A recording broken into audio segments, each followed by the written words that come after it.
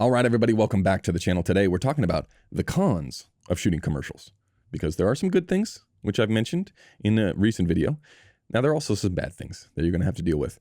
The worst thing about shooting commercials, if you actually want to be a cinematographer, is you have very, very little creative control. As I've said before, normally by the time you get on the job, locations usually picked, storyboards usually drawn up, at least some sort of agency boards. Director's treatment, where they talk about the look and the feel, pretty much already done. They've already sold this on to the production company, has sold it on to the agency, who sold it on to the client. Like, you're not going to go in there and make some giant, broad changes. You are there to guide the production on whatever vision has been sold. So maybe not the most exciting. You're not building this thing up from the ground up where you're like, this is going to be some apocalypse now vision of this is exactly how I see it. If you are the type of person that wants to wear the top hat with the little monocle and walk around with the scarf and tell people how, this shot is going to make somebody feel, that's probably not the gig for you, right? This is the downside of commercials. You're sort of locked in. You become much more of a problem solver, much more of a guide, rather than someone that is really stamping their style or their look on a commercial. So that's a con.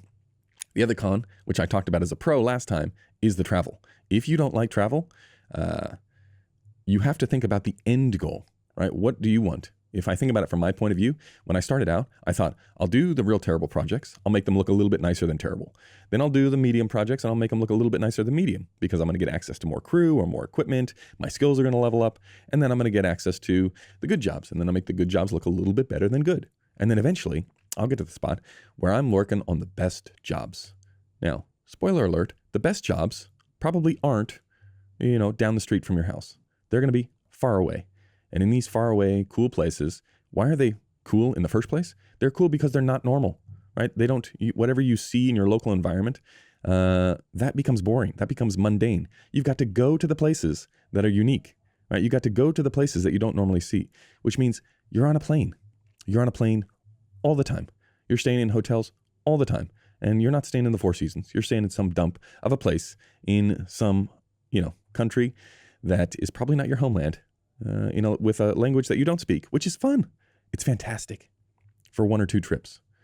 But by the time you're doing your 14th trip of the year to one of these places, while all of your friends are home, while all of your family is home, they haven't seen you in weeks, to do what? To do some commercial? Like to sell something for some other person? Like you're not doing, you're not changing the world. You are accumulating an enormous stack of cash, which is fantastic. But can you do that forever? Like, is that the end goal of just continue to do more and more of those things? Because that is at least when I started out, that was the idea of, I'll just get there. I'll figure it out once I get there. And once you get there, you're like, wait a second. This is it.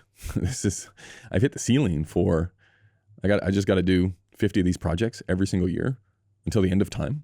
That's probably not going to work, which is why you see so many people shift into narrative.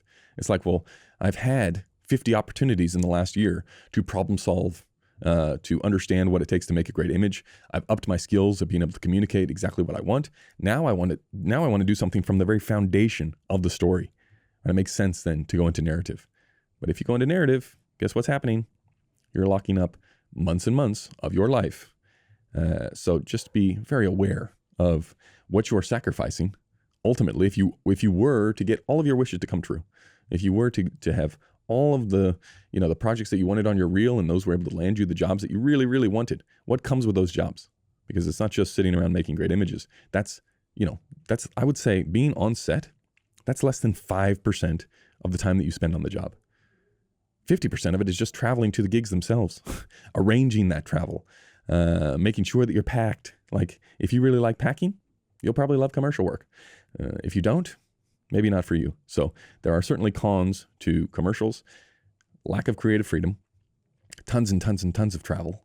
And what else would be a lack of commercial, or a bummer for commercials? Pretty much those are the main two. Like, do we have to talk about more? Maybe, but then I'll do another video on those two. Okay.